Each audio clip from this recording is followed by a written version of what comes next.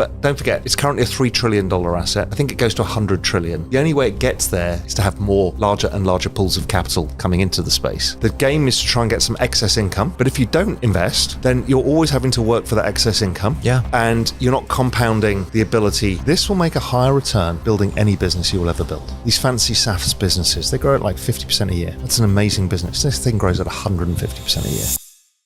Raoul Pal just dropped a jaw-dropping crypto prediction that could change everything for you.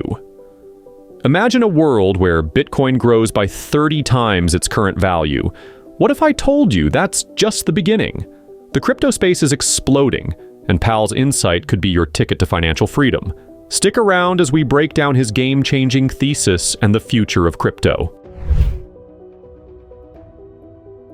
It doesn't really matter. I know people want the validation. Regulation helps because it stops governments shutting down your business in a different country. So yes, it helps, but don't forget, it's currently a $3 trillion asset. I think it goes to 100 trillion. The only way it gets there is to have more larger and larger pools of capital coming into the space. But if you think of it in those terms, it's still only 3% of the journey to where it's going to in the next 10 years. It goes up 30x from here. Again, people don't realize that. Am I too late? Bitcoin's at $100,000. Am I too? It's 3%. And therefore it should go up 33x from here. Okay, find me anything else. Assume that I'm wrong by 50%. It goes up 15x from here. Find me another investment anywhere in the world that will unfuck your future like this. It doesn't exist. Certainly not one you've got access to. Yes, but that has a massive risk profile of loss of life. Yeah. Right, so I understand, like people in economic hard times choose extreme situations. Now, given the choice, let's say you are on a border town in Mexico, right, and you can either work for the cartel and get a decent living, but you've got risk of death. You can probably make higher percentage, you will make higher percentage returns in crypto and not have to have risk of death. So really, it kind of should force a lot of people out of other industries, more illegal industries where people need to make money, because the reality is people in the drug business aren't bad people necessarily. The system is bad of what they're doing, but really they're just individuals trying to unfuck their future. If you're in cocoa farms in Peru, you're not thinking that your farming is killing kids in nightclubs in Chicago. You're like, I need to make a living, pay for my kids. I don't want my kids to die off, So the incentivization structure is very different. But here we've got something that can get you out of that. And I see it here. The guy who cuts my hair is from the Philippines, and all the guys in the barbershop are all Filipinos. And they're all crazy crypto dudes. What got you into this? And Asians like gambling. Okay, I get that. But he's like, what's simple is we send money home to our parents. Or to our families, remittance payments. Yep. And we just learned that crypto was the easiest rail, so we all opened a Binance account. Yeah, P2P, and that's it. And then once I've got a Binance account, I'm like, what's this? Oh, this is going up, and then they're in. Right. And so these are pretty simple folk from the Philippines. I mean, my barber here in the Cayman Islands, if you haven't got a permanent residency, every 7 or 9 years, you have to leave for a year and come back and reapply for your permit. And he'd been off for a year. And I just saw him last week. I'm like, Jules, what have you been up to? Were you working in the Philippines? It's like, no. So why not? He goes, Solana. He's like, I didn't need to work. He goes, I made 10x in Solana. I spent a bit of that. Didn't work. So I spent a year with my family doing some good stuff, traded a bit of crypto. I'm like, that's the empowerment. That's what you call the lifestyle chips. This is a barber from the Philippines that's working in the Cayman Islands, and he can not work for a year because of his investments. That's La La Land. Go to a barber in New York City and say, hey, you're not going to work for a year. Can you survive?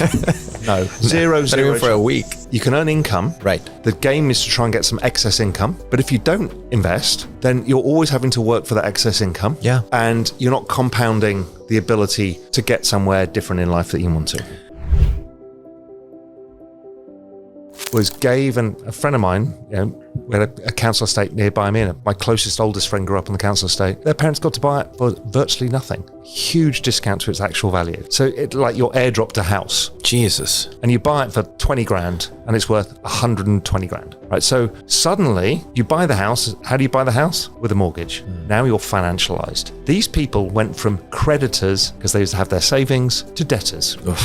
And now you're in the financial system and you're in the banking system and you're the self-perpetuating thing. Buy a house, get more debt. Right. fund the banking system. The banking system funds the government. It's all part of this kind of industrial finance complex. And the housing story is one of the stories told to you, much like the S&P 500 pension story is one of these stories told to you that don't actually solve the problems anymore. They used to many years ago. And that's why I urge people to think differently and opt out of that system. I'm not saying a house is a bad thing, but don't think a house is an asset. Raoul Pal shares his bold view on the future of crypto, where Bitcoin alone could skyrocket to a $100 trillion asset class. With crypto still only at 3% of its potential journey, Pal argues there's a massive 30x upside from here. Even at Bitcoin's current price, he sees huge growth in the next decade. He explains that while crypto regulation does help, it's really about attracting larger pools of capital to the space. He also highlights how crypto can be a safer and more accessible way to build wealth compared to riskier, illegal alternatives. This is just the tip of the iceberg. Stay tuned, because what Pal shares next will blow your mind. Now, World War I was horrific. It was the largest loss of life the world had ever seen. It was awful. But they forced reparations on the Germans. The Germans couldn't afford it. They didn't have enough income because they'd been crushed by World War I too. And so what happened? Hyperinflation. What happens in hyperinflation? Populism. What happens in populism? Militarism. Rise of Adolf Hitler. Then Europe goes to war all over again because the Germans are pissed that they've lost everything. And was it their fault? Was it not their fault? Yeah, wars, of course, are the madness of people, but also they were forced into a terrible situation. This is no justification for the Nazi Germany or anything else, but just saying what changes a population to do ridiculous things is when they become desperate. And then led by an insane leader, they can do truly terrible things. So that was the start of everything. That's why we went to war. After that, we killed each other to such a disgusting degree. People were so relieved when war finished, they all had kids. They're like, it's over. They'd seen 2 world wars, that generation, 2 world wars. So they had kids. The Americans had come and become the peacekeeper of the world. We're safe. We can have a family. And we had the largest population boom in all recorded history. Now, that seemed fine. Population growth equals economic growth. The economy starts taking off once these kids get a little older and they get into the workforce. Problem is you put too many people in the workforce earning their first paycheck at the same time, buying their first table, chair, house, car. Well, that's an unprecedented amount of instant demand, which caused unprecedented inflation. Obvious. The other problem is you put these in the US alone, there's 7 to 9 million baby boomers. You put them all into the workforce at the same time. Guess what? Wages don't go up. Too many workers. So they're all competing with each other. And then you get to the 90s and we've got the WTO agreement and the NAFTA agreement.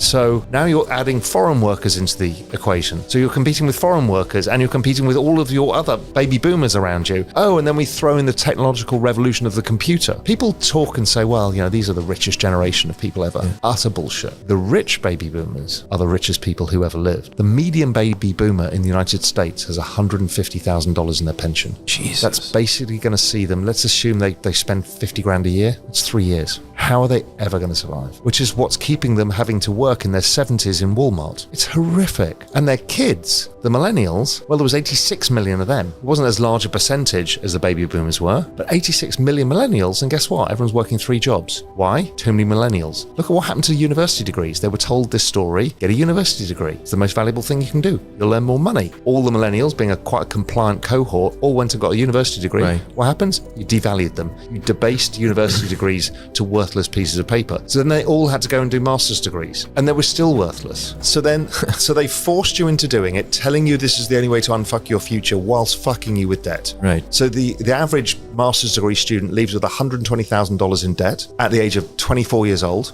is working now 3 jobs, can't afford to move out of their parents, can't afford to get married, can't afford to buy a house. Okay, so the next 10 years of their lives is paying off the $120,000. They can't make investments. Really? Is this what we're going to do to people? That's what we've done. And this is why people are opting out. And this is why people are angry, is we are not solving this. We're making it worse. And we make it worse because we keep financializing everybody. And here we've got this asset, again, that's outside of this financial system. It's a parallel one that's being bootstrapped from the ground up by the people for the people. And they will take it. And I figured out how the economic machine works and what's driving it and the debt thing. So if I can help people get off this journey and onto a new journey, then we can reset all over again. And if I can do that and still make money out of it myself, I can walk away with a sense of pride. I've unfucked my own future and I've taken millions of people along with me. Now, I won't be perfect. I will get many things wrong. People will hate me for periods of time, and that's painful. But I don't know any way around it, and I'm pretty damn sure I'm right, and I've been right since 2013. I mean, don't forget, it was $200 back then when I said it was the greatest trade of all time. I didn't hold on to it all the time. I've owned it for most of it, but I still fucked it up myself. But you missed that 10x, right? yeah, no, well, let me explain. I bought it at 200, sold it at 2,000, then it went up to 20,000, fine. It then fell, and I did the right thing, was buy it in a bear market, and it was down 50%, but I bought it back at 6,500. And so if I'd just held my 200, I would have made a lot more money. But anyway, so what's so amazing about this is basically I can forget all of the description of the space. This will make a higher return than building any business you will ever build. These fancy SaaS businesses, they grow at like 50% a year. That's an amazing business. This thing grows at 150% a year. So it almost makes doing anything else irrelevant. You're almost better to just sell your house and sell your assets, fuck off to a beach shack in El Salvador, stick it in Bitcoin, come back in 10 years' time, and your life will have been changed forever. And that sounds stupid, but that's what it is. What Raoul Pal predicts is nothing short of revolutionary. The crypto world is at the cusp of a massive shift. And if you're not paying attention, you could miss out on the greatest wealth-building opportunity of our time. Don't let that happen. If you found this fascinating, make sure to subscribe for more insights from top industry experts like Raoul Pal. See you in the next one.